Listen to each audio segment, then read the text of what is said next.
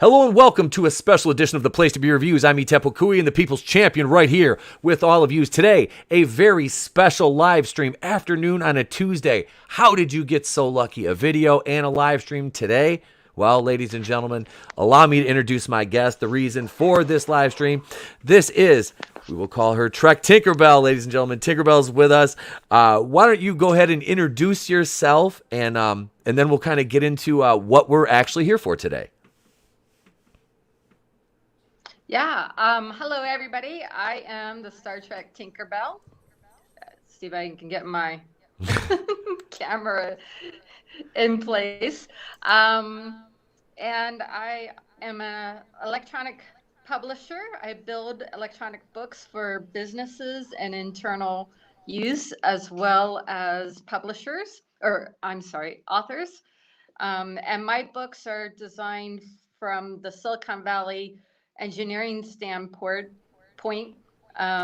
They have all kinds of features, from video to links to things that you can touch and interact with. They're not a paper book in electronic form, which is what most people are used to. And one of my favorite kinds of books to build is a Chilton style manual.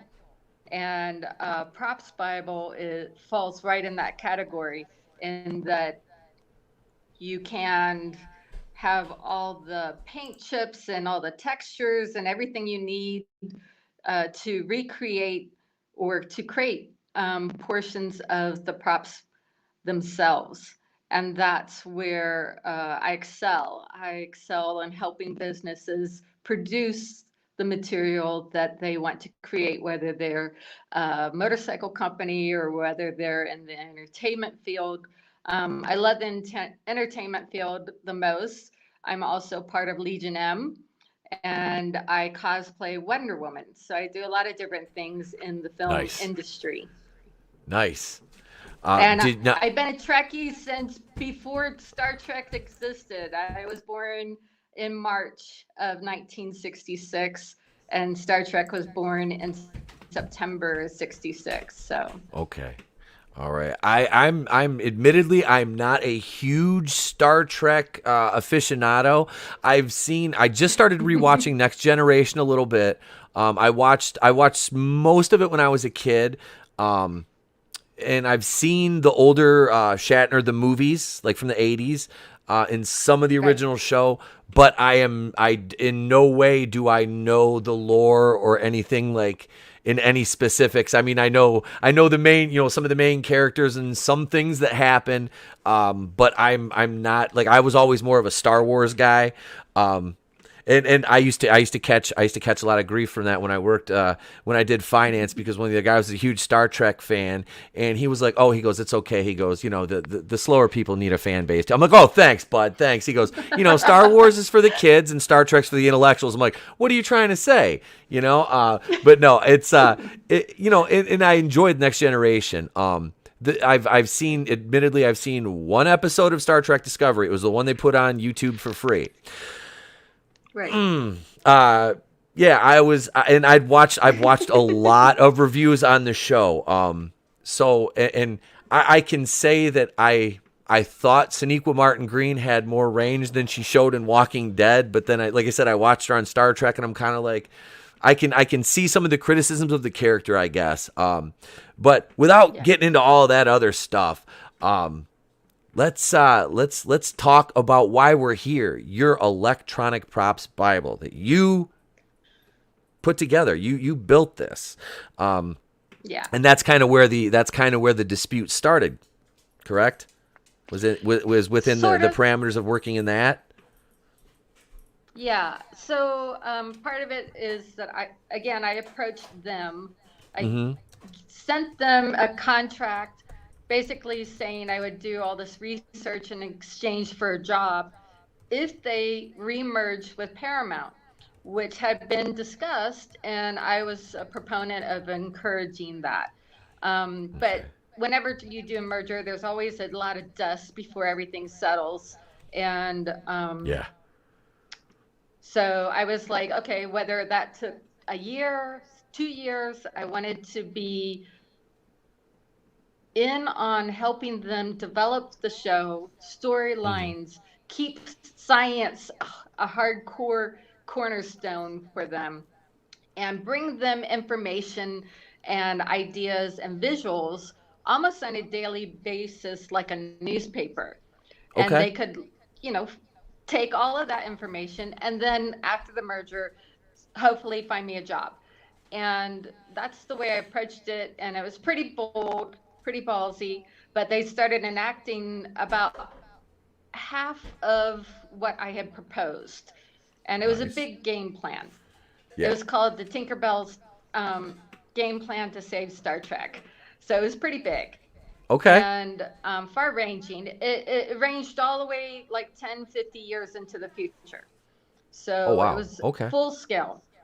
Yeah. And yeah, different levels, all kinds of stuff. So in the meantime, I still wanted to be doing something even more intense than the research. Hmm. And Ted Sullivan, in a show of After Trek, which was like the ESPN, what happened in that episode of Star Trek, Hmm. and it literally came on after the show. During one of his interviews, he was talking about a props Bible and how they were like books that had flipping pages, but they were really cumbersome. Was a franchise that was 55 years old and canon and all these other things that they needed to be aware of while they were producing the show. Hmm. And they had just the one props Bible for the first season of Star Trek was almost 3 boxes in a closet. Whew. So they were already overwhelmed. They were Yeah. already overwhelmed. And I went, oh my Lord, I can do something. I can help them with my electronic books. And I immediately called the props or contacted the props master, and I said, "Can I get on your schedule?" And he's like, "Well, we're in the middle of production right now, not right now." And I said, "Okay." And I waited until almost May to get onto a schedule just to approach, discuss it with them. And in the Yeah. meantime, I began building the book. And these books are not cumbersome, but when you're building something from scratch, you're doing a lot of intense building. And so it took about 3 months to put it all together. And that was just a format. If you can think of a format, if you take any book that you enjoyed as a child,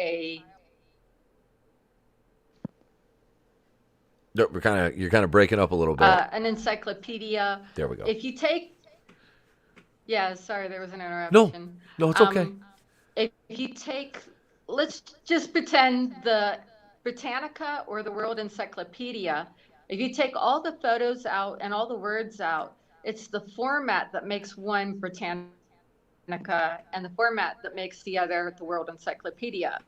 Okay. And so what I built before we even started was a framework. I built the format. And then Hmm. in June, they had given me a bunch of photos that they had already released to the public. And they had given me all that information. And I had placed it in a book that was already pre-built. Okay. And after the NDA was signed, then they gave me AutoCADs and other kinds of file formats, movies and things like that to insert in the book. And those were covered strictly and specifically by the NDA. And Okay. so those pages I can't show you. But those pages are cool because theoretically, a director or a props master in Picard could take a link to a specific page in the cloud and download the file and print the props from the book. Okay. So 3D, type So 3D print. this yeah.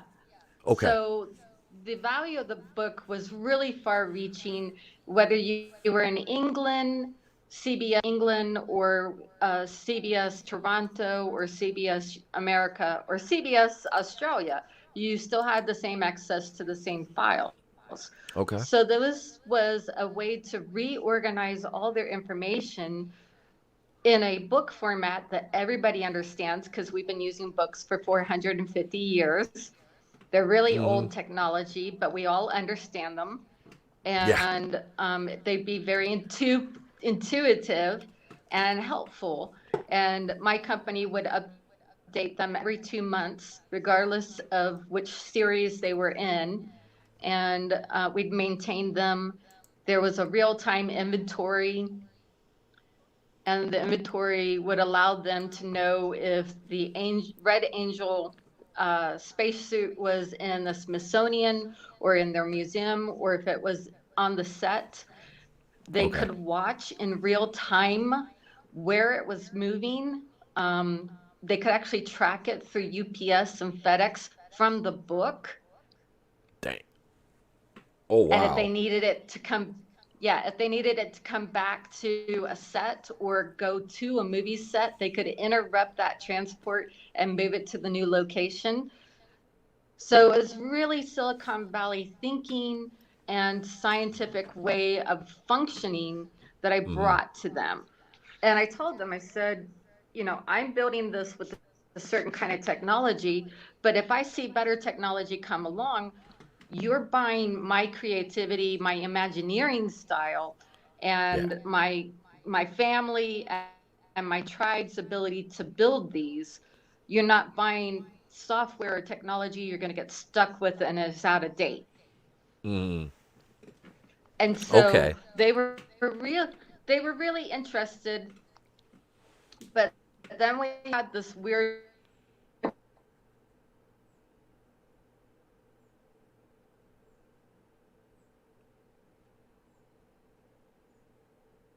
Yep, your audio My kind of dipped for a second. apologies. No, you're fine. Okay. So you said you ran into an issue here with the book at this point? Yeah. So at that point, it was August 2019, Mm-hmm. and the Star Trek convention was happening in Las Vegas.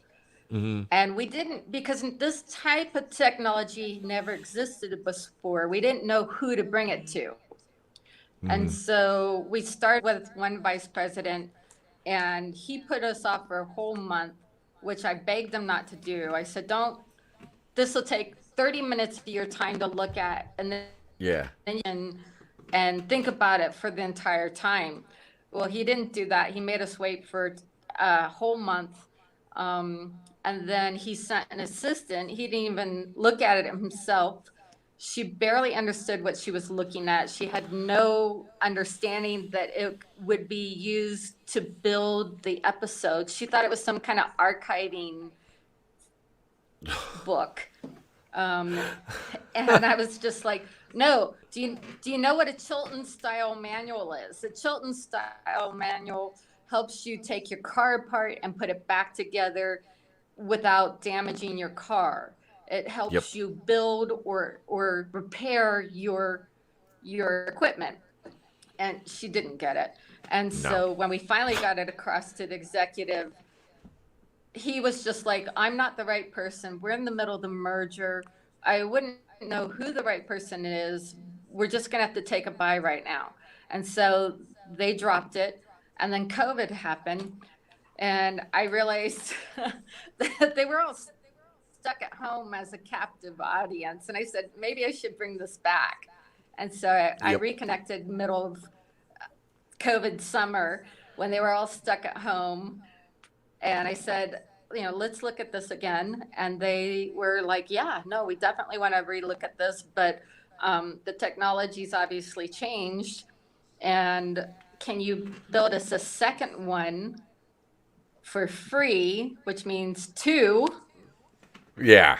two books for free? And if I'd been smart, I would have made them put money down, not only because of Yeah. the work involved, but just to be clear that they were really serious and not just gonna do what they did. Yeah. So I built the second book. It was different, but the one thing that we had discussed, which was the real-time inventory, um, we built out completely for the second book. Okay. So anytime you have a demo, you have parts of the book that work and don't work. That's what a demo is. It gives you the flavor and the ideas, but it's not the entire book. It's not every bell and whistle working. Yes. So I built chapters, and I built all kinds of widgets and a glossary, things that you could touch and press and move and operate, but not necessarily everything. And so the second book, rather than repeat everything I did in the first one, I took the one thing that we had discussed in the second book, which was the inventory, and built that out. What would that look like? So it was completely different looking, and it felt different than the first book because it um, more of their visuals, but it had more of a feel to it. So if you merge the two books together, just so you can think in your own head, think of a Sears and Roebuck catalog. Yes. Those were like 200, 300 pages, and they had pictures of fashion along with swing sets, along with lawnmowers, barbecues. Now imagine if you had a Sears and Roebuck catalog that had those things, and then for each one of those, for the barbecue set, it had the children's style, how to pull it apart and how to put it back together, as well as all the paint and what it took to make that thing. To take it to the next level, imagine if when the barbecue set was picked by the customer, you could then follow it through Federal Express ground until it arrived at the customer's home. Okay. And in 50 years, if the customer wanted to, let's say it broke, 50 years from now, the customer needed a certain part. Well, the Chilton style version would tell them what part to order or what part to make on a 3D printer if the part didn't exist anymore. Nice. That's So this was a 360 beautiful, never created before props Bible. that is And astounding to me. it's totally, yeah, it's like the very best part of the Silicon Valley just laid at their footsteps. And it all fell apart. It was really strange when it fell apart because at that point I was really bringing the tribe portion into view. So when we first started, they knew I was an electronic publisher. They knew that my family was involved, and that to keep everything as secret as possible, it was all internal. I built the books myself, so not even portioning things out to the family. And I kept it on my computer so nobody could steal any aspect of it. So then when we got to the second part, they started acting really weird. And at first I had 30 people going to the meeting, and I made a request, a simple request, that Jonathan Franks be a part of it, because as a director, everybody loved and had been in multiple series. I thought he could give them a bird's eye view, like a test, on if it was easy to use. Because just because you build something doesn't mean it's easy to use or understand it. And the last thing I want, or anybody in the Silicon Valley wants, is to have to train people for 6 weeks to use a tool. exactly. So You my hope was to have somebody like Jonathan. No, you're fine. No, I was just gonna say you want that Go interface ahead. because especially like me, I'm very non-tech savvy.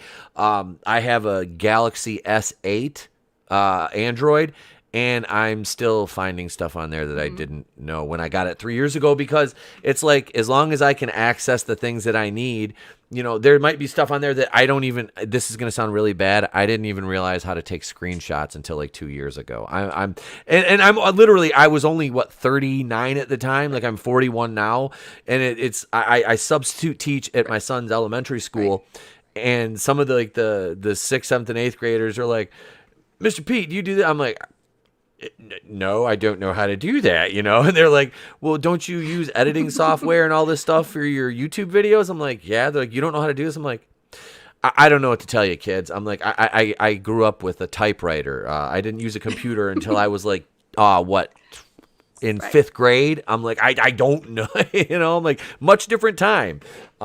So you're talking about to bring this back, you're talking about the interface, and you don't want to have to spend labor hours, Right. intensive labor hours training them how to use this system. You want to be able to give a little bit of guidance, and then it's like, here you go, this is yours now. You know how to use it. That's kind of what you're getting at with this, with Jonathan Franks, because Right. he would have the know how to manage this system.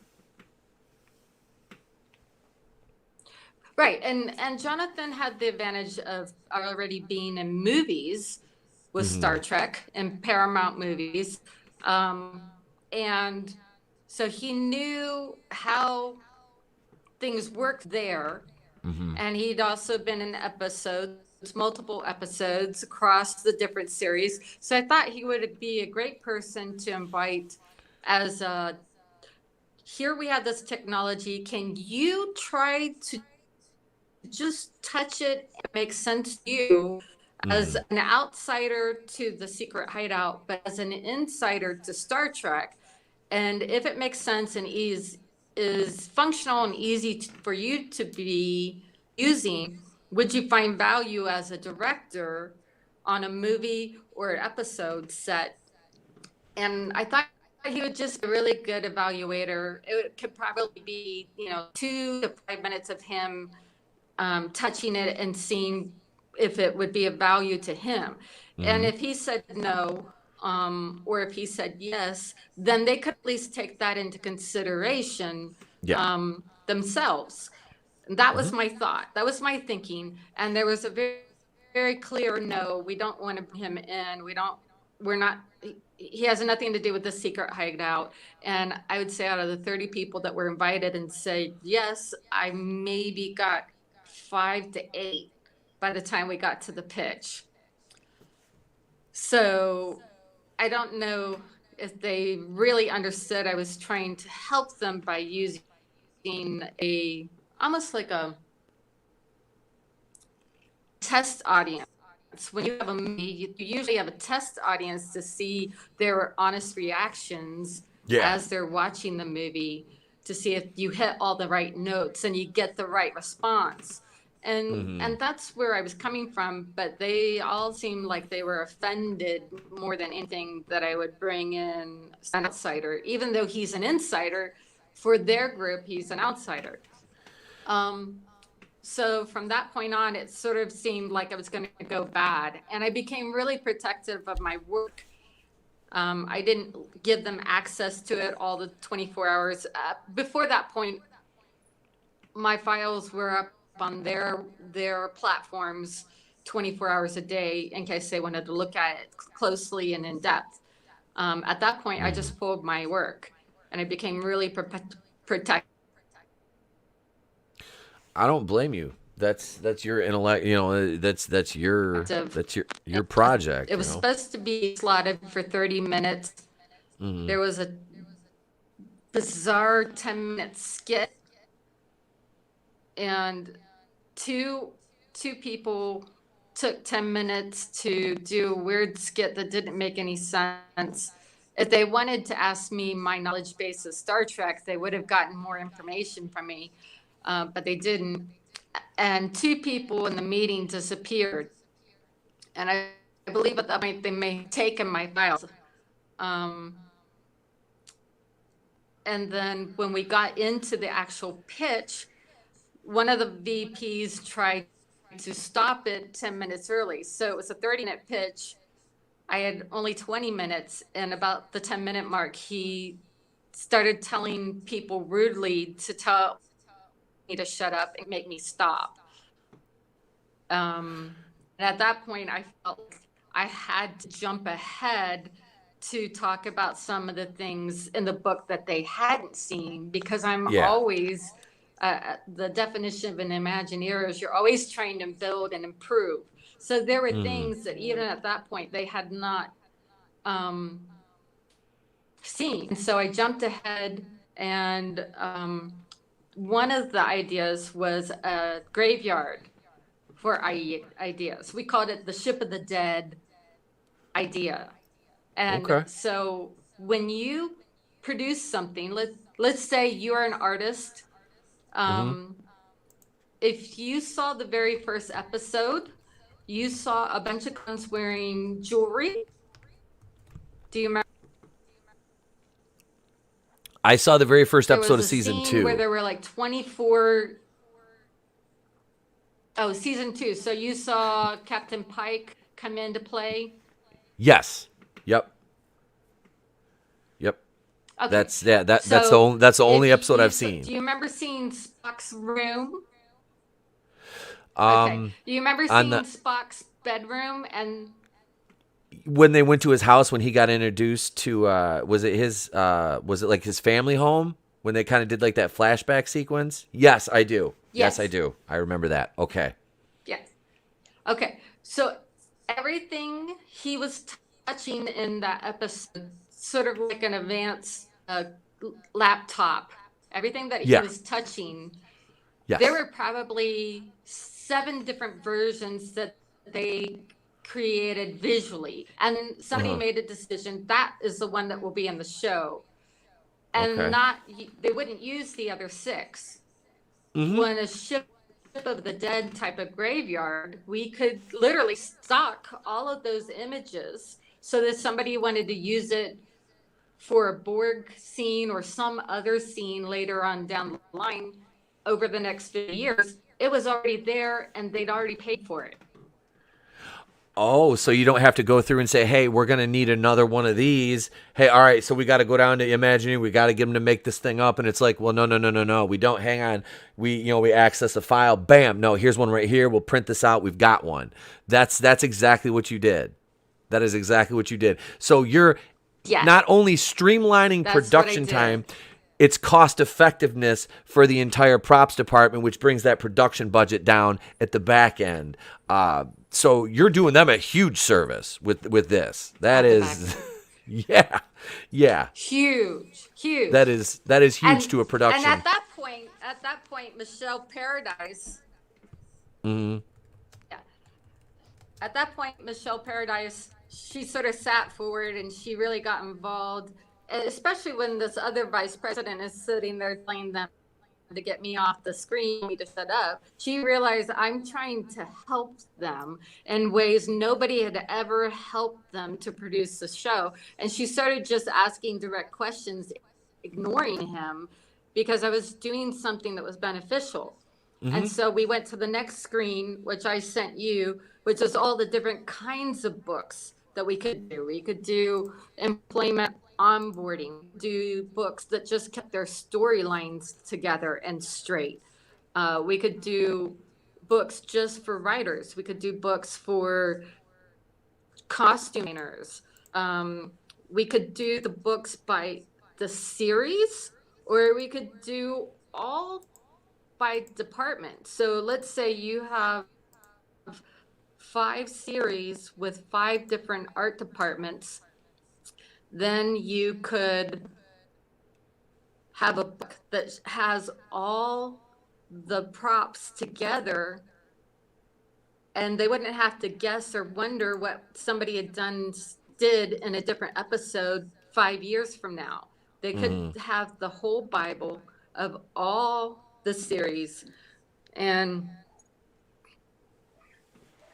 be able to access it just from their phone Okay. Yeah, that is offline anytime they want it. that is that is incredible. Like to think about a props department having something like just like you said, it's like you need a okay, so we need a widget. We made 8 different versions of it, and it's like we're gonna use one, and then the other 7, it's like, well, yeah, keep those on hand because we can change the coloring of them and use them for like you said, like the Borg, they need this or yeah, that is literally, and I'm not just saying this, that is literally a genius idea from not only a production but a financial standpoint. Like that is yeah, because people are all you think Exactly. about how much props and effects add to the budget of, especially when you're trying to like say like a period piece or something like that or something tailored Right. specific. It's a huge amount of money that they spend on that. So yeah, It is. And we were trying to think of a full 60 book, a full circle book that would always be helpful and beneficial to them, no matter if it was 2 months from now or 50 years from now.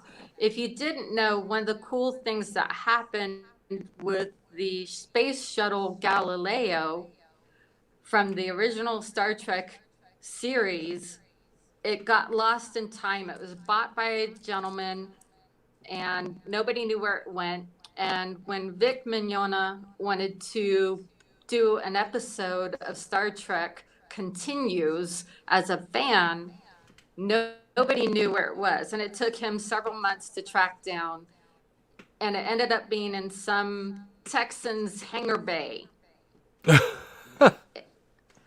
And so they put it in a Mirror Mirror Universe episode of Star Trek Continues from the fans, and it's only on the screen for about 2 minutes at most, and it's brilliant and it's perfect. But a book like this, if done correctly, could keep track of when fans Yep. props as well through auction house. When something goes through Christie's or something goes through the Smithsonian and gets bought by a fan, it can even track that. And so we try to think in terms of long-term use. So even if we were only building a book for 5 years, that 5-year book could be of value for 50 years.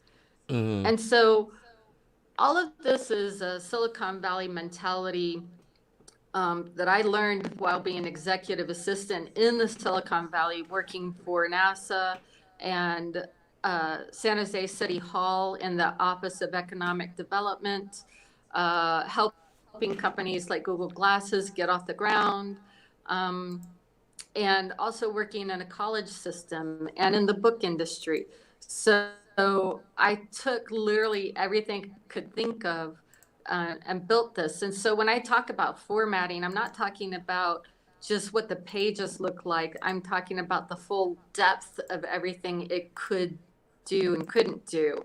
You could Yes. literally have a human resource book that allowed anybody to onboard an actor in less than 5 minutes anywhere on the planet. And then if that actor had to use a piece of technology like a Klingon uh, scimitar, then they could view other actors having done the choreography um, from the book. So let's Yeah. say Mary Chipo and Jane are doing the choreography for Scimitar in a scene where the Emperor comes in and saves them and the baby. Um, Mary had to use 2 scimitars at the same time. She had to do double handed scimitar work, and we could look at that for an actor so they can see how something spins and then make their own spin. We Yep. could hold all that wealth of information that would also not necessarily cut down on production, but would give them better producing of work because people would see what's done before and try something new. We don't Hmm. even think about this wonderful episode where Spock is essentially getting to first base with the Romulan commander, and he has to figure out how do Vulcans and Romulans have foreplay, and he comes up with this two-finger thing, um, and they sort of like touch fingers and telepathically get to know each other through their fingers. Well, that took Okay. about 20 minutes on the set to figure out. So if they had a point of reference to look back on as to the, as to how the it relates communication, interpersonal communication skills between species, right? Which would be covered in your right Right. there, and that saves everybody time and money, And then the actors, right, they have a and the visual actors could reference. then put their own spin on it. Yep.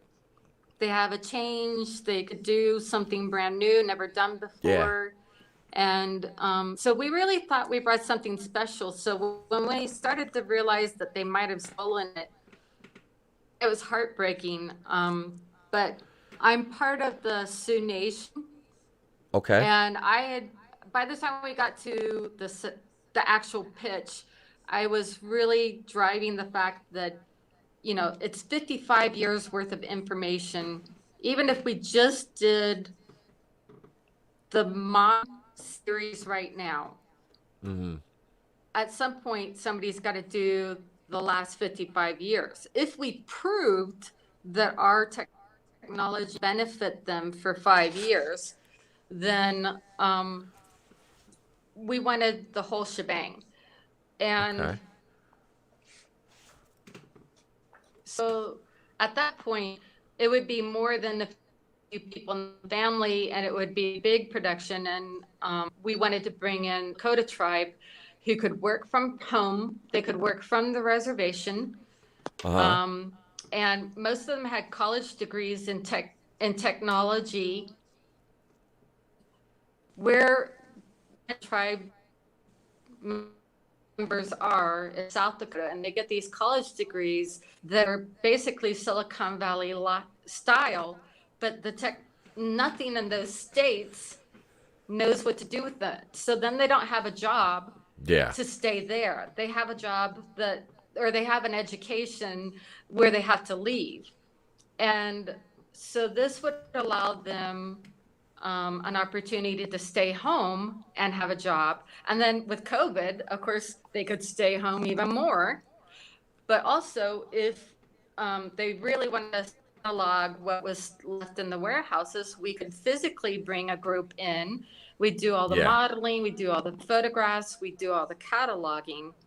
Yes. Um, and during COVID, we'd be in our groups, and we'd use all their protocols, and then we'd leave and books.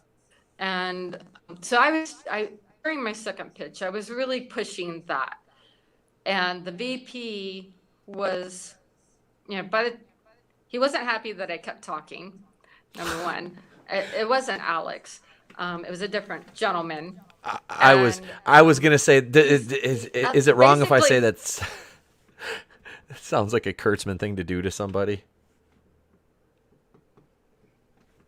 I don't know. Just I've never seen him do anything like that to people. But, um, it wasn't him for sure. I can promise you yeah. it wasn't him. He wasn't at the meeting. Hmm. But I would say that it's possible, based on my experience, that who's been doing something wrong isn't Alex, but somebody right next to him or underneath him. And so if other people are seeing or experiencing something like that, it might be this person that I had to deal with and Yeah. Alex at all. Or maybe they both feel the same way and they've been doing it all along and getting away with it because they think the NDAs protect them. And it's like, no, if you steal somebody's technology, you committed espionage. It doesn't matter if you had an NDA. Yeah. I built the Yeah. thing long before the NDA existed. Yep. It's Yeah. just nuts. But anyway, so I was explaining that we had, you know, basically, oh, tens of thousands of people with college degrees that could be a benefit. And if this worked for Star Trek, if it worked for Star Trek and it worked for the movies as much as the episodes, then we could help them with any series. Even though I personally am not interested in a crime scene investigation series, maybe somebody else is, and they would be happy to build that for them. Yeah. The advantage to this, and Michelle brought this up, the advantage is that it would allow them to keep producing and not have to stop and catalog. That, Yeah. you know, her big thing, well, who's going to do all this work? And I'm like, we want the work. And to give you an idea, I've talked about it on the other shows, but I still think it's important to talk about. To give you an idea what it's like to be Native American in America is to realize, I'll use two different reservations. One is Cheyenne River Reservation, which is Hunkpahpa, and their average suicide rate is 10 a month. That's astronomical. And then during COVID, it's awful. And on my reservation in Pine Ridge, during COVID, it's up to 55 a month. And we declared a state of emergency because the suicide rate was so high.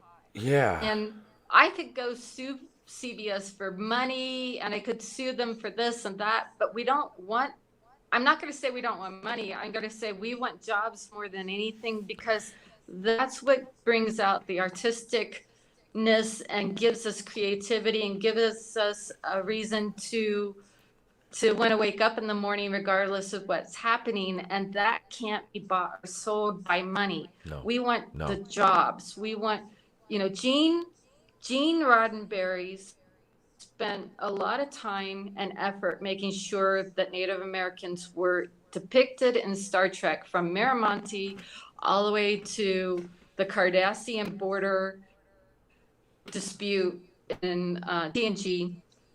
He made sure we were there. In the movie with Voyager, there's three very famous Native American actors that were in the cargo bay when everyone was told about V'ger and the storm.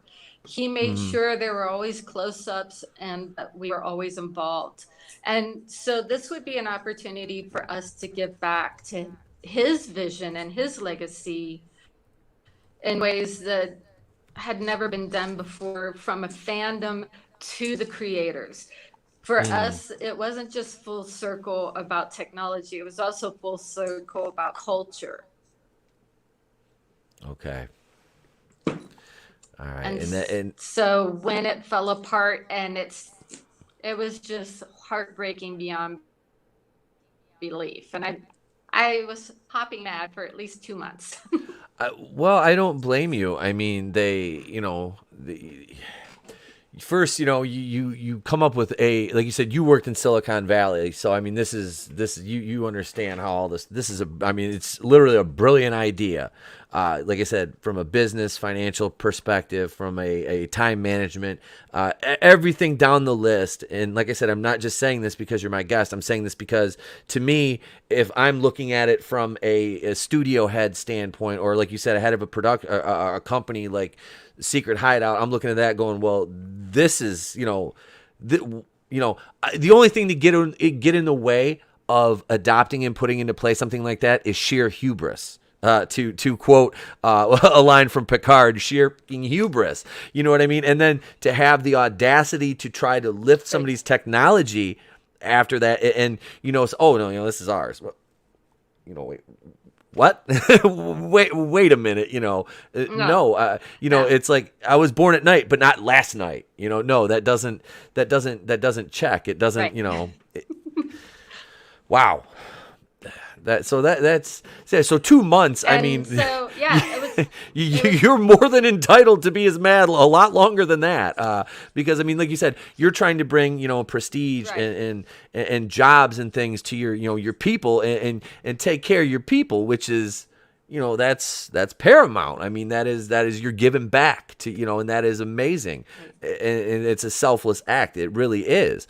right, And like you said, Gene Roddenberry took great care to make sure that the Native Americans were well represented, and the care was given to that.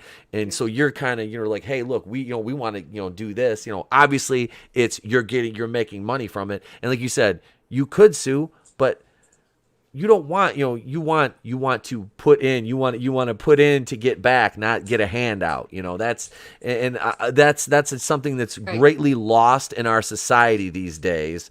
So a tip of the cap to you for that. Right. But yeah, I would have been mad a lot longer than 2 months. I mean, I'm sure, and I don't mean to make light of it, but I mean, Well, things like because this, you it kind of have was to laugh a little bit, or you'll drive yourself right, crazy, I'm sure. right. Yeah, it's one of those things where it's COVID time. They had people sitting at home. I could see to some extent them um, wanting to just provide jobs for their own people, Hmm. but we had brought them something totally tailored to them that thought of them in so many ways they had never even thought of themselves. Um, and at such a level of creativity, it's mind blowing even now to wrap your head around it. Um, but so I can have compassion for what they were saying, Hmm. but somebody to sit there and say, and this is what the executive said to me. He said, we think this is great. Thank you for bringing it to us, but we need to do it in house. And my words to him were, I've brought this back to you a whole year later. If your Yeah. teams had figured out how to do this during that year, they would have already done it and you would never needed to come to me. And Yep. so his words at the time were, we're going to do it in house. And I took that as a threat. Um, Yeah. but in that threat, I thought that they were going to figure it out themselves and do it in house. It never occurred to me that the 10 minutes of the very beginning of my pitch, they might have stolen my files. And when we got to this year, and it turned out that they had scheduled 70 episodes. They had scheduled 70 episodes during the summer months and planned on getting them all done. When they, for 3 years, they couldn't, they could barely get 50 to 70 episodes out the door every Yeah. year. Yeah. That tells me something changed. And if they stole our technology, then they owe us. And the sad thing is, these books, I gave them like the best deal you could ever give. So I charge flat fees. My flat Uh. fee is $10,000 for 5 years, which if you update a book every 2 months, it works out to $160 every month, Okay. which next to nothing. But I was trying so hard to get through the front door that I was willing to start really low. The average income on Pine Ridge, I don't know about the other reservations, but the average income on Pine Ridge is 11,000 for the year. That's called a median income. Yeah. Take the high income and low income, it ends up in the middle at Yep. 11. So a $10,000 book that a Native American person could get 5,000 up front and then have maintenance over 5 years, and they could do more than one book. They could stack up the books. because Mm-hmm. the hardest part is the building of the first book.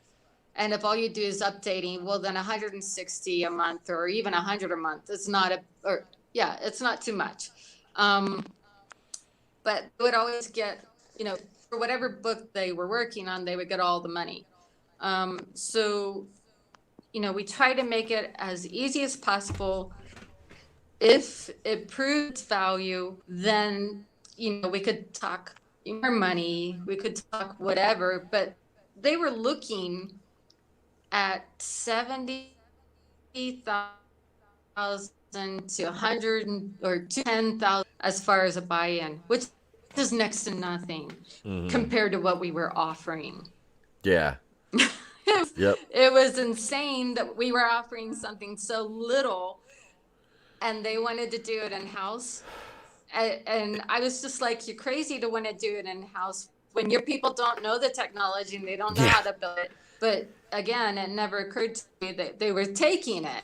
Yep, they're just gonna steal it. They're like, yeah, we're gonna do it in house, all right, with all your stuff. And yeah, Vinny Art, who's a good friend of mine, he was actually the lead toy designer at McFarlane Toys. Wonderful independent comic book artist. He says you gave them one hell of a deal, and they had the balls to steal from you. Yeah, that sums it up. That is like, It's and crazy. to do it while you're presenting it to them. Like, I mean, that is some like I know. next level. That is some next level subterfuge, as it were. I mean, just yeah. Yeah. And people wonder Just why insane. And there's a. I can have compassion. Go ahead. I'm sorry. COVID locked down the entertainment industry so brutally, Mm, that a lot of businesses went out of business. yeah. A lot of companies died waiting for the cinemas to reopen. Um, I the first people to sit there and say, here is a UVC machine that you could build on set to roll around like a vacuum cleaner and sterilize everything overnight. I was literally thinking of any way to get them back into production. The reason why season 3 worked and came out on schedule was they had done almost the all the production beforehand, and when hit, all they had to do was the editing and the special effects, which could be done at home. If it Yeah. hadn't for getting all that in the can, they would have hurt a lot because they wouldn't have had the advertisement set up, and they wouldn't have had a show on time. Yeah. But by just barely getting it in weeks before everything locked down, they were very lucky and very blessed. And this book would have enhanced what they were doing because they would all have had it at home if they lost their telephone for any reason, rather than have the electronic book on it for somebody to find and steal whatever, they could remote erase the book off their phones. Okay. That is. Yeah. That you. And into play comes the Silicon Valley thinking to where you're like, okay, so a backdoor for this to, as a kind of a fail safe. Yeah, nice. That's that. Well played indeed. So I mean, you had all the bases covered here. Yeah. So, it's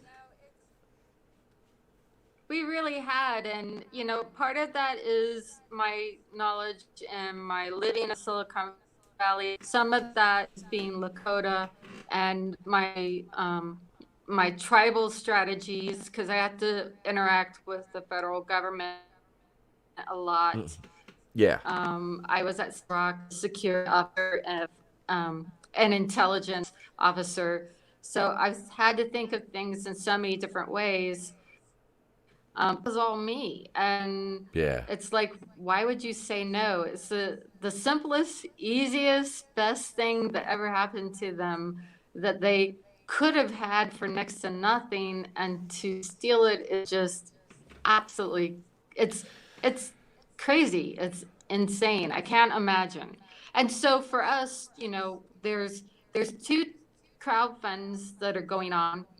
One is to help me financially just do simple things like pay rent and leave where I'm at and go to a new location because everything has come to the end of the lease, so to speak.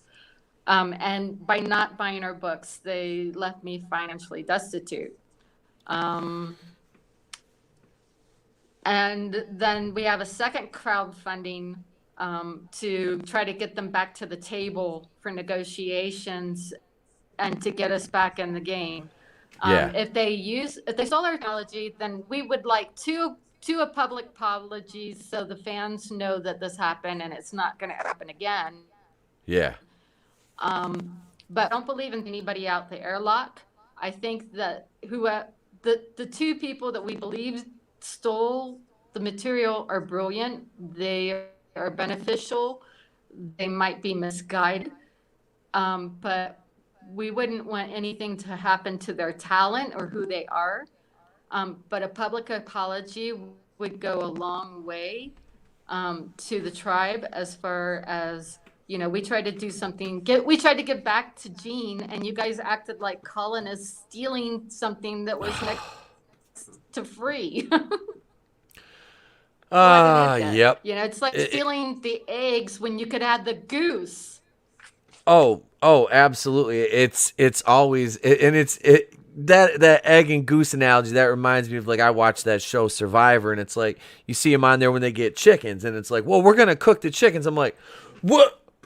But no, the chickens lay eggs. You don't kill the chickens. I'm like, don't cut off your nose to spite your face. What are you doing? Like, what? Why? Like, yeah, you don't. You need milk. You don't butcher the cow. You don't do it. You look for alternate sources. And Right. my Right. God, this is so they literally, so not only did they steal from you, they basically stole from a tribe, which is, yeah, hey, not good optics for anybody. I mean, yeah, there's kind of a little history there that's no bueno. So yeah, that's I mean, completely ridiculous. And if you have links to your crowd funds, if you want me to share them in the chat here, if you want to put them in the private chat where we were talking before we went on air, put them in there, and I will share them in the chat for your pages. Absolutely happy to do it. Okay. I don't know if I have right now, but Okay. well, If you actually, don't have maybe them, I will, but I'll look okay. really funny Yeah. as I'm doing. Yeah. Well, if you don't, you can just give them to me on Twitter, and we'll get them out on Twitter for you too. Yeah, I want to help out as much as I can. Like I said, I definitely, when PJ said, hey, he goes, I want to introduce you to somebody. I'm like, and he told me what was going on. I'm like, absolutely. Yeah. Anything to give you Yeah. another platform to have your voice heard. Is in a situation like this. Thank you so much. No. Thank you for coming on and giving, telling me and the audience your story. And like I said, folks, if you're watching this on playback, this is this is basically a travesty here. It truly is. You give people you're like, hey, look, this is what we can do for you, and then it's like, we'll just steal it. Oh well, that's a way to go about it. I'm so sorry. I mean, that you're is talking terrible. about yeah, that's where we always have to be reminded that, people take a Star Trek show or a franchise and they want to build it part because they're fans, but part because they're business people. Mhm. They're not always thinking of the philosophies of Gene Roddenberry and, oh, we need to sort of be Star Trek in order to promote it right. Yep. So for the people that have promoted Gene Roddenberry's, maybe they don't believe it, or maybe they're too jaded. Maybe, the Trump administration was so harsh that maybe they just felt desperate to continue operating, that maybe they took the wrong wrong road. And, Hmm. our idea is basically, okay, we're willing to have compassion. We're okay with saying, accepting an apology, but we want the right road, and we want back in, Yeah. because we need the work, we need the hope, we need, even if we only employed 100 people, Hmm. the other 40,000 on my reservation would see that as being hopeful. If we Yes. proved it and CBS wanted to use it across the zone, and we only employed 1,000 people, then the rest would still feel hopeful, because they would know that maybe the tide is turning. Maybe the colonial attitude of we're just going to take what we want is over and done with, and they'll have a better chance of getting another job than where that where that right now is no jobs, no opportunities, and they're forgotten on the reservation. And I can't I can't feel that comfortable leaving it like that. I don't want to make it into a battle over money. I just want to sit down at the negotiation table and say, you acted like Cardassians. Come on, you're Federation kind. Let's fix this. Yeah. Let's make this work for everybody, not just you. Otherwise, why should you produce Star Trek? If you are promoting something that you don't actually believe, how are you going to keep your fans? Don't you think fans would figure that out? Maybe you've done this NDA maneuver to so many people that you've stolen other things from, and maybe this is where fans draw the line and say you've got to stop. Or maybe public broadcasting systems should take Star Trek. Maybe somebody else more respectful should take a franchise like Star Trek, um, because it's too strong a legacy to be in the wrong hands.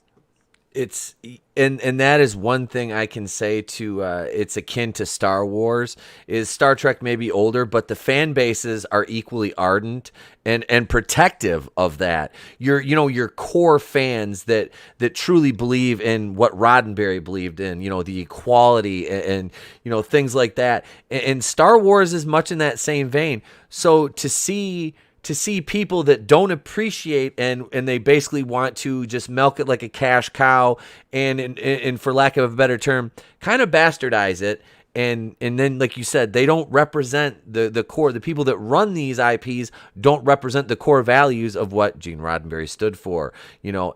So yeah, it doesn't seem like it's in the right hands, and that's a lot of the complaints that I hear are the values being espoused in New Trek are not the same values that we got from the William Shatner, from the Next Generation. Even what was the other one I'm trying to think of? Was it maybe Deep Space Nine? A couple of the other, some of the other shows. It's like, there's been such a flip in narrative. You know what I'm saying? That it's like you can tell that these people Yeah. are Now, some of not. the flip was important. So yes, so some of it is because everything has to evolve as time moves on, and it has to appeal to a new audience. The key, and there's a fine line Right. between appealing to a new audience and alienating your existing fan base. And I think a lot of creatives at the Right. Hollywood level have problems with that now because they do get caught up in agenda. And a lot of personal things that you'll see injected into different IPs along the line. But like I said, not being a huge Star Trek fan, I'm basically operating on what I read and what I hear from other people who are much more well versed in the universe than I am. But like I said, I've only seen a little bit of the newer stuff. I've never seen any of the new movies. I honestly don't. I don't think maybe a couple minutes here or there. But like I said, Oh, JJ kind if you of get a shook me with chance, Star if you get a with Star chance, Wars. So Are they good? Or what Yeah, you did you but truly like all three of them? go. Because I have no Yeah, problem if watching you them. get a chance, go see the J.J. Abrams movie. The Star Trek movies, because you had Star Trek. Was it in? I know there's Into Darkness. I can't think of the other ones. I know there's okay. So there is a trilogy. Okay, I'll check it out. I have no problem watching them. And yeah, JJ is brilliant. I Hmm. definitely think there was some talk about not waiting for him. He was wrapping up a Star Wars movie. And I said, well, if he brought back the brand new interest in Star Trek, along with Star Trek Continues, Vic Hmm. and Todd's group, it Yeah. between the two men, they brought back an interest. Why wouldn't you wait for him a movie so that he could Yeah. do a Star Trek movie? If we have to go back and forth between Star Wars and Star Trek, J.J. Abrams styles, then we need to do that because he brought a fresh perspective. He brought a renewed energy that we Hmm. didn't have. I might, I love Cumberbund. No, how do you say Oh, his Benedict Cumberbatch? Cumberbatch. Benedict Cumberbatch. Cumber Cumberbatch. I love Yep. his version of Khan. He did a beautiful version. Like many fans, I was upset that the Sikh actors that actually exist on this planet were never interviewed or given an opportunity to do an audition.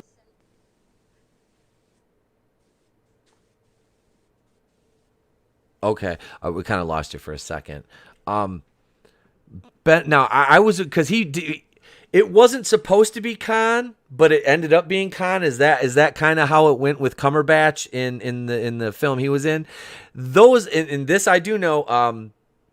You're filling Ricardo Montalban. Was it Ricardo Montalban that played him in? Am I thinking of the wrong person? No, it was Ricardo Montalban, wasn't it? That played him No, in, you in got the the right one. in the search for the Wrath of Khan. Um, yeah, those are some big shoes to fill in that because that is a iconic performance. Um, and honestly, I wasn't before I saw Benedict Cumberbatch in Doctor Strange and the Avengers movies.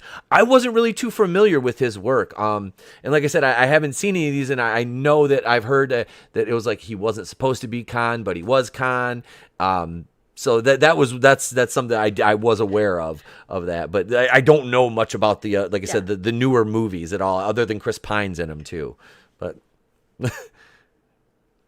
He was really good. He was excellent. He was a wonderful con.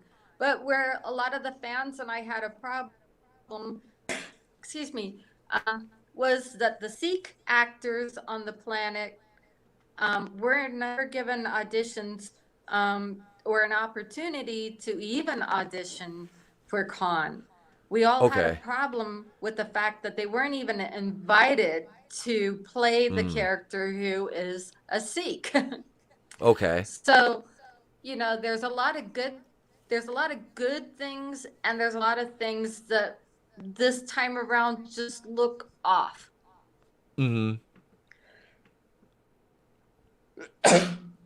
And like okay, if you have a 50-year-old episode that is like the most watched episode in the history of a 55-year franchise, why wouldn't you give the actors out of that ethnic group an opportunity to be the character? mm, It's mind blowing. So there again, if the people that are running the franchise are not believing in the franchise, it's easy to see a maneuver like that. It's easy for them to um, pick a well-known actor who's wonderful, but yeah, miss the concept of, and that's where mm, a lot of fans are going, wait a second, yeah, are we are I I think Alex is brilliant. I think Alex is perfect to head the franchise. But then listening to Andrew's story and some of the other people's stories, it's like, well, wait a second. Is there a misstep? Is there something going on behind the scenes we don't understand? Um, Mm-hmm. and even though it's their material and they can do what they want, if they're doing some things wrong, it's okay for us to say, wait, we're wondering where you're going and how you're going there. Mm-hmm. And maybe you need to rethink that because it is code and you can rethink that. Yeah. Yeah, that. Yeah. I want to point out this comment because I was trying to think of the name of it, and Collector Express brought up. He said CBS stole the weird tardigrades thing from an indie game developer. And that's what I was gonna. I wanted to bring that up because I remember Midnight's Edge did a brilliant. They do some wonderful, very even keeled, reporting on, especially on Star Trek. They've covered Star Trek, and that's where I've picked up a lot of my Star Trek knowledge is from listening to some of these bigger YouTubers who are more into the IP than I am. Right. And I remember them bringing up that tardigrades game. And they supposedly took that idea from an independent game developer, and what I wanted to say was, so they took a tardigrade, they took that idea from an indie guy, independent creator, and kind of just usurped it into their own, and then it's like, well, then they do this to you, and it's like there's a pattern of behavior. It seems like that Yes. they can, and that is that, and that. It's terrible that it happens, but it's like they need to make amends for that, for their the sins and transgressions need to be Right. up, toll needs to be paid for that. Well, I think it's just there needs to be oversight, whether it's Rod or whether it's board that's over them needs to address it. Um, Mm-hmm. the tardigrade is an interesting case in that tardigrades are the oldest species on our planet. Yep. So for them to take that, or Paul Stamets mushrooms, which is a real person. Paul Stamets is a real mycologist, and so they used his name and they used his ideas, um, Oh, for the spore drive. and they gave credit to him by naming a character. Yeah, they named the character in the series after the actual scientists. So Okay. they give credit properly. They give credit properly. So I can't sit there and say that the tardigrade story is exactly the same. Now, Mm-hmm. the reason why I say that is because my understanding is the original character was supposed to be a Horta. Okay. So how the Horta went from that to a tardigrade probably had more to do with Paul Stamets, the actual scientist who said, okay, Hortas are great Star Trek character, but they're not real life, and you're trying to use more science, and a tardigrade is an actual living life form Mm-hmm. that is ancient on our own planet. And if it's Yeah. ancient on our own planet, it would probably be a better storyline. Now, where the tardigrade case is interesting is that it pre-Trek by 3 years. Now, everybody loves playing games online, and it was an online game that was being played. So, if that was already in the psyche of some of the writers or some of the producers, or if they had already played the game, you could have a crossover there without actual theft. And I Mm-hmm. think that's how the judge finally decided in that case was that the about the planet and what kind of species would work with the mycelial network, a mushroom network, that would make sense. And of all the species, they are probably the only one besides, amoebas or something like that Hmm. that would make sense. Um, so it wasn't theft. The way I read that case was it ended up not being theft. Um, Okay. he never worked for them. They never interacted. There were a lot of things that were similar, like the dark blue, navy blue, and the character that plays Sonequa, a Sonequa kind of character, had some visual looks that were scary similar. But if I showed you a picture, here we go. If I showed you a picture of um, a Campbell's soup, if I showed you a picture of Campbell's soup, and then I showed you Andy Warhol's Campbell's soup, where does the line cross between creativity and ownership? Um, if I take the Andy Warhol soup can and then I put it on an apron and I am Sonoma Williams, have I stolen his work or have I stolen Campbell's soup work? When you get into the art world, there's a lot That's of murky gray waters. zones. Yeah. Yeah. It's murky waters at best. So, but that's different than taking files from the 10 minutes of somebody's pitch. That's a little different. Do we get to see the dog? I want to see the dog. Natalia. Natalia. There's somebody walking by my house right now. Natalia. Oh, Natalia, get coming to me. Come here. Come here. Okay, come here. Hey, I gotta move my chair so I can. Come here. I know, honey. Come here. Come here. Come here. Come on. Up. Come here. Up. oh. See, all right, you're being shy. Ugh. She's only about 25 pounds. She's This is my little Oh my noisemaker. goodness. She's a Palm She's Retriever mix. adorable. Thank you. That's what they say. I took her to the groomers and everything, and they're like, she is the happiest dog. I'm like, well, she lives the life of a house cat. Oh, I know. You go bark at go bark at the people walking by the house. But yeah, she has a she had her and my cat have a penchant for showing up at my streams. I got a 17-pound Norwegian forest cat, and he's just sleeping over there in the dog bed right now, taking up the whole thing. Yeah, so he's a big old fluff ball. But yeah, I rescue. They're my fur babies. We go to the Humane Society, and that's where we get our animals from. My wife and I are big proponents of adopting and Best kind. for pets. Absolutely. But no, not to change the subject or anything. But no, you're right. They are two different cases. The artistic side of it, the gray area, as you put it, and then straight up, taking people's files. Absolutely different altogether. There's less gray area in cyber theft than there is with artistic interpretations, we'll say. But yeah, they Right. yeah, that's so. Where do you stand now? I know we talked a little bit about the NDA. Where do you stand with what's going on with the proceedings now, moving forward legally?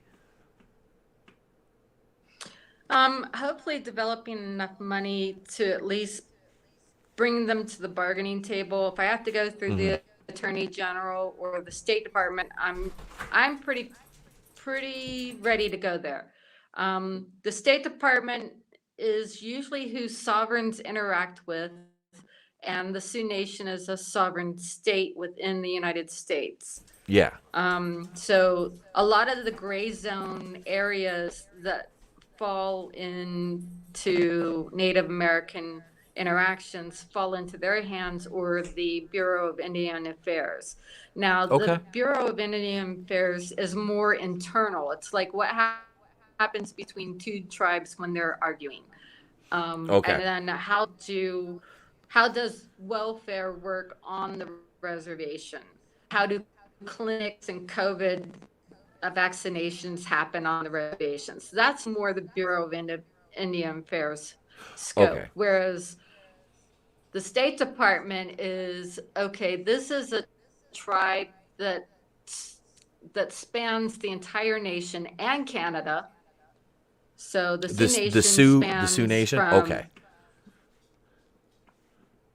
The Sioux Nation spans from a good portion of North America. So from South Dakota, North Dakota into Canada, Mm-hmm. from the East Coast to the West Coast, because there's reservations. There are many that live off reservation. And if you remember, during the 70s, the Native American tribe took over Alcatraz to prove that if a land became abandoned, it reverted back to the tribe.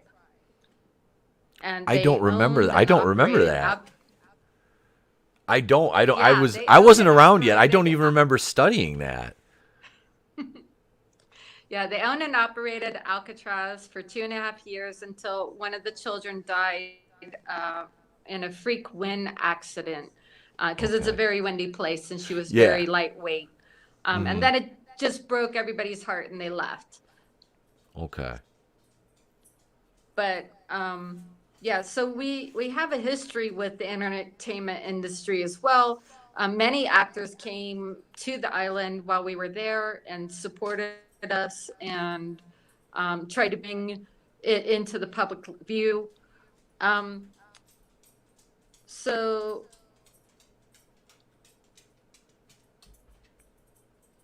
the main goal is just to get them back to the table, just Mm-hmm. to start talking about it again, and also to review what they did with our files. Yeah.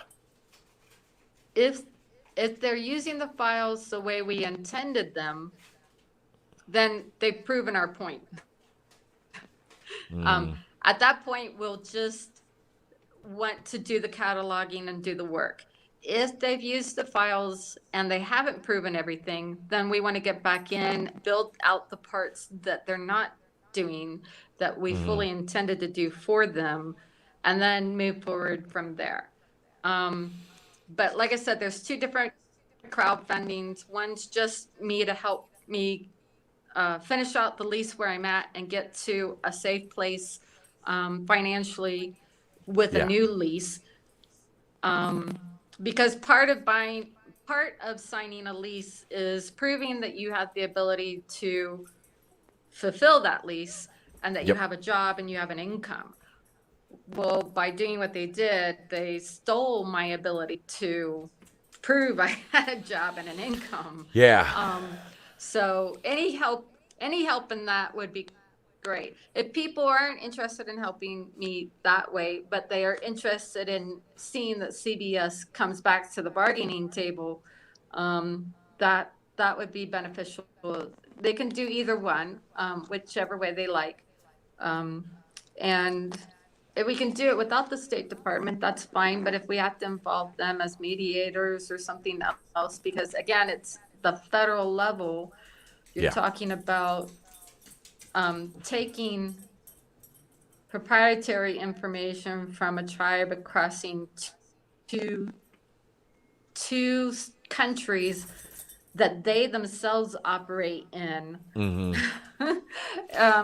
Then that might just be how we have to do it. I don't want to go there, but it's so not okay that if I have to go there, I will. Yeah. Well, it's so I will say this, and for you to actually want to rectify the situation, and actually you're still willing to work for them, if they're willing to come back to the table and you can get a deal together. For you to be willing to do that after what they've put you through really speaks to your character, and I just wanted to compliment you on that and say that is I would be like, I mean, it would be like guns ablazing Yosemite Sam style, like I mean, it's it's wartime here, because you literally like have nerfed my ability to make a living at this point. And like Right. you said, this is a private company that has stolen from an Indian tribe. They have stolen, like you said, proprietary, and this affects that has to violate so many federal laws. I mean, Right. you know, I'm not, you know, I have a degree in criminal justice, but not that kind of criminal justice. But that is, I mean, it's the entire situation is sounds like something out of like a bad espionage movie. It really does. And I'm so Yeah. sorry that you're going through this. I mean, that is it. Yeah. I hope you get the It outcome that makes, you deserve in this. I truly do. thanks. I hope so too. You know, when you look at what the people have put up with in the last century, um, genocide, mass Mm-hmm. killings, Yes. residential schools, not being even classified as citizens until 1924. Um, and the amazing amount of uh, prejudiceness they deal with. How I became a tribal member is not by genetics. I became a tribal member because, um, well, there's a lot of reasons why I became a tribal member, but the big push was I met a gentleman from the tribe in a boot shop in South Dakota, and we instantly recognized some kind of relationship there. Mm-hmm. And the tribe has a very long-standing history of adopting people that they found out wandering on the prairie. They've been doing that for 25,000 years. So they have a very Mm-hmm. strong, unique way of adopting people into the tribe. And he's like, "Do you want to do this?" He didn't even have to explain what it was. I already knew, even though it's like Yeah. a 5 or 6 year old child. I already knew. And I'm like, "Yes." And he's like, "Can I talk to your father?" And he said yes. Or I said yes. And so he went to my father and he said, "She's one of ours. We have a special adoption and we would like to adopt her. This is everything that happens. It's incredibly dangerous, but I can tell she's one of ours. We think this would be a good fit." And my father um, was just floored because he had already started an investigation. He was U.S. OSI. So he was a special investigator for the United States Air Force, and they had already Okay. started investigating um, the possibility that women were still being sterilized in the United States at hospitals, Mm-hmm. and Lakota women specifically, but Native American women. This is something that the Yeah. British Empire did in Canada a lot. And they had sort of caught the wind that it might be happening in South Dakota, North Dakota. Um, Over his investigation, he took over 200 depositions, and he worked with 4 other agents to pull together which hospitals, which doctors, which nurses were doing this, the morgue technicians, everything. And so this sort of fell into his lap as an opportunity because when you're in the military, there are national secrets and national security issues that you can't breach unless you're family. If you're family, then you can discuss things. So, by the elders suggesting that we become family, it worked in many, many different levels. And so Yeah. he agreed, and we both went through a blood ritual with the tribe and became Lakota. So my RH factor of my blood is theirs. It's no longer has anything to do in common with my brothers or my siblings. Um, and so I've been a part of the tribe literally since I was 5. Um, Okay. and so that's how we became members of the tribe. There's no DNA in me that is tribal. It's my blood that and my blood adoption. So if you remember, Johnny Cash was also adopted into the tribe. And recently in this century, Johnny Depp was adopted into a different tribe, but that's the same method, and it killed the process they use kills 2/3 of everybody who ever tries it. It's very dangerous. Of course, my mother had a hissy fit. She went through the roof, um, and pretty much divorced my father very soon after that, because she didn't have. She was born in America, but her families were both British, and so she believed, like the Brits, that it was okay and normal, and it was a good thing to take the Indian out of the child. And so, and at that point, I was theirs Mm. 100%. I had already made the transition to being Lakota in my mind, in my heart, in my body. And what she did afterwards to follow the assimilation process that the British use was pretty brutal, very Borg like. Um, and so there are a lot of things about Star Trek that we understand as Lakota, and they're discussing it in philosophical terms and sci-fi terms, but we've lived it.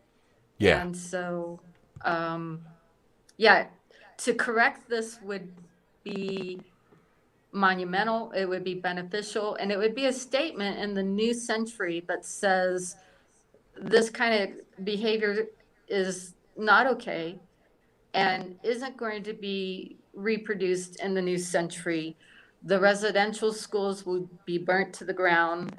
The people that were part of that system will be held accountable, and people that do something like this, the native tribes will at least be asked to, whether that reparation, Oh, they'll reparations. at least be asked to address it and fix. Yeah, at least be asked to address it and fix it if they can. Yeah.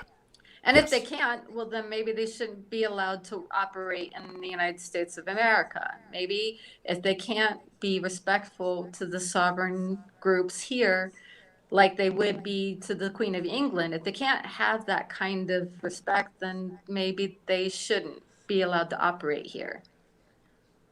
I would just say a one way ticket to Guantanamo Bay for him. Let it, we got it. We might as well use it for something. Let's be honest. A lot of these people. I'm just saying.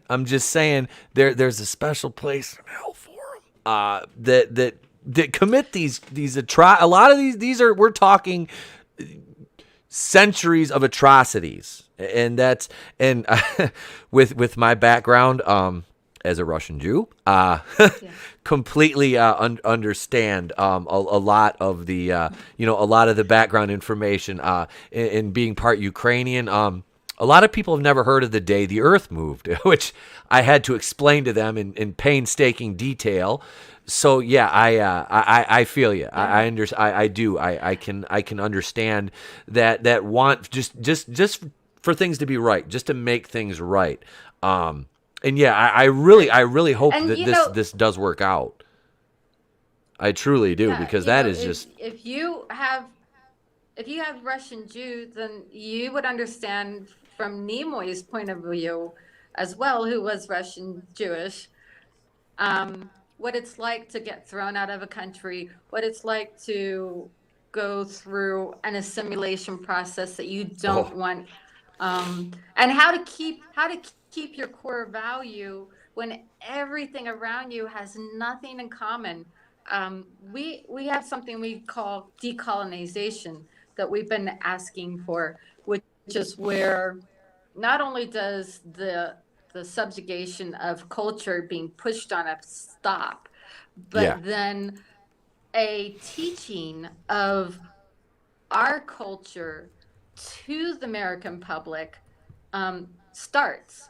So where our values uh, can come back to the American people as a positive. Mm. Global warming, all those kinds of things, they exist for many different reasons. But if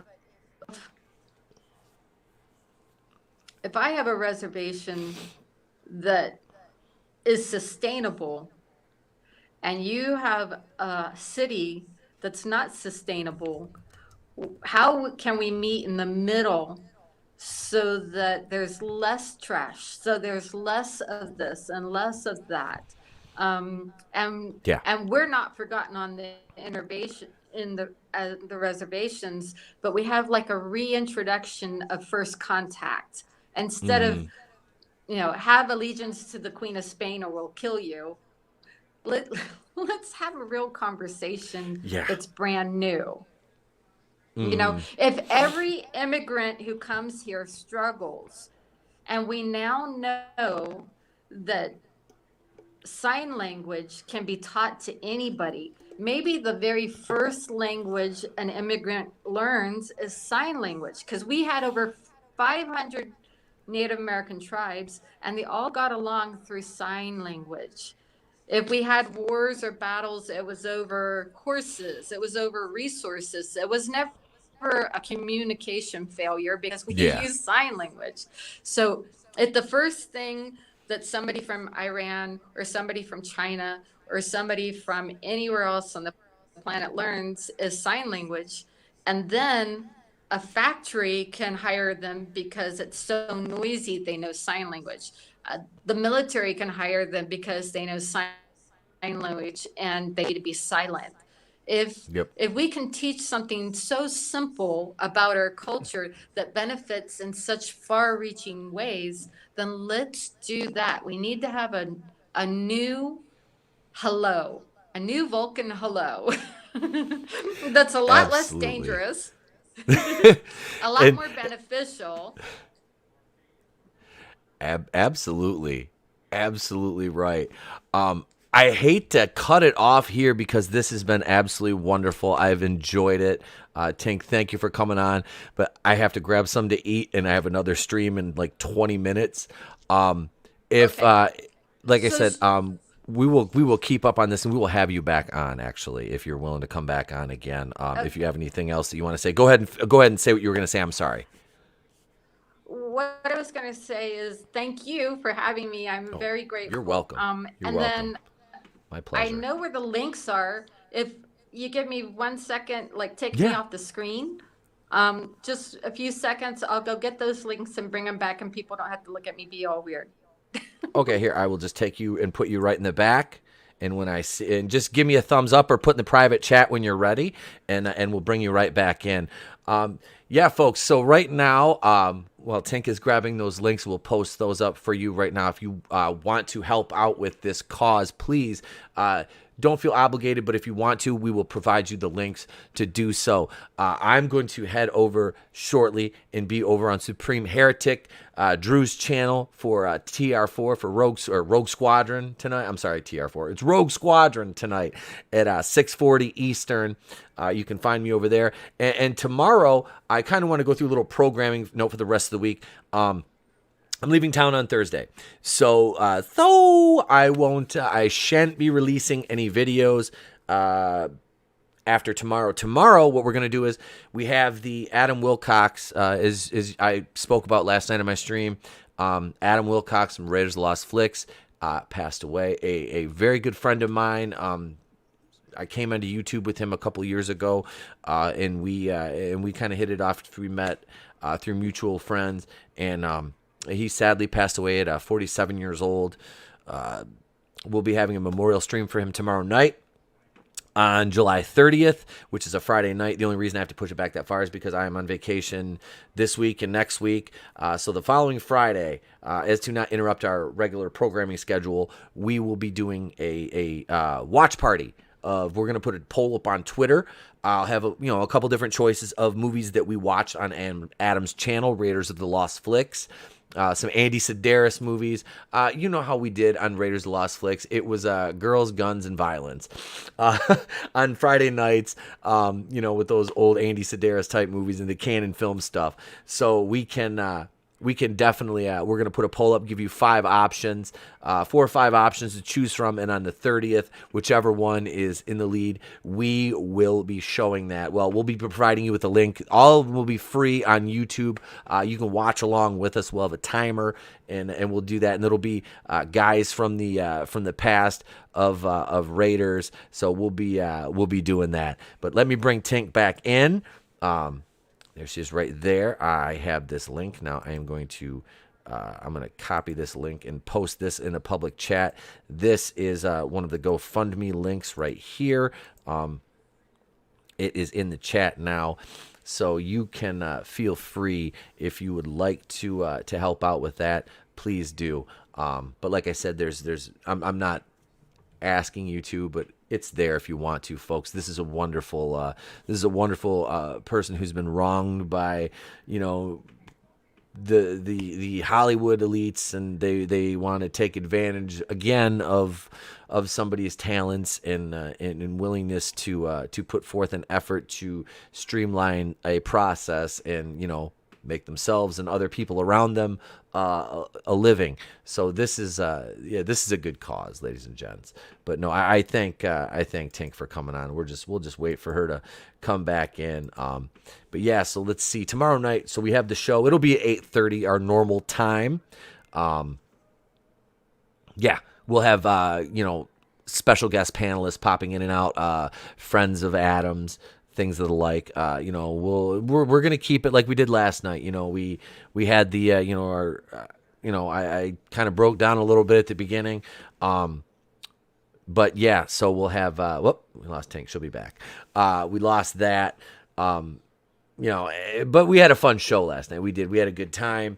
Author Stephen Walton stopped by with myself and Tony and Red and Fanzine and Black Angus Reviews, who were our guests. It ended up being a fun show. And tomorrow night, obviously, will be to remember Adam, but we're also gonna have we'll also have a good time with it.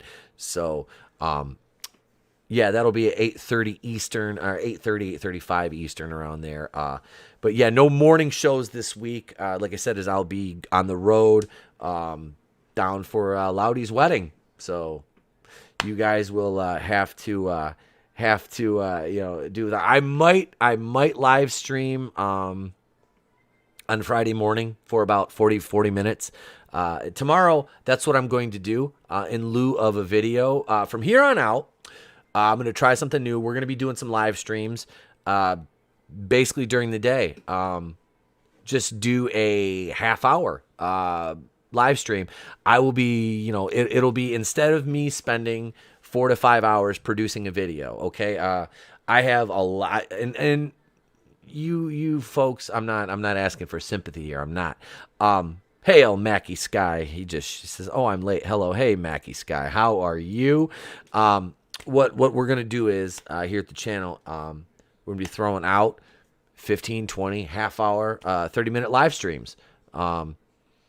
And I will be covering, 1 or 2 articles each that I find that I would normally spend 5 or 6, 7 hours producing a video. Like I did today, that was 4 hours. And when I want to spend time with my son and I have other obligations and things, and this isn't shortchanging you, because I enjoy this. I enjoy live streaming. That's why I do it so much. I truly do. It's a blast. But when it comes to movie reviews and things like that, I'll still be producing those. When Batwoman comes back, it'll still be produced. I will be producing more videos. But for right now, in the interest of time, we will be, like I said, I'll just be busting out some 15 to 30-minute live streams here and there. Like I said, you'll probably get one every day, and then the normal shows at night. What was Tinkerbelle covering? She is. Oh, there she is. She's back. All right. There we are. Hi, I'm back. So I don't want to cut into your time getting ready for the other one, Oh, but you're fine. hopefully did that link come through? Yes, I got the GoFundMe link in the chat right now for everybody, and I will take, and I have it copied, so I'll tag it in the description to the video too. Okay, and there's 2 GoFundMes. So this second one is also in the first one. I sort of like linked the 2 together.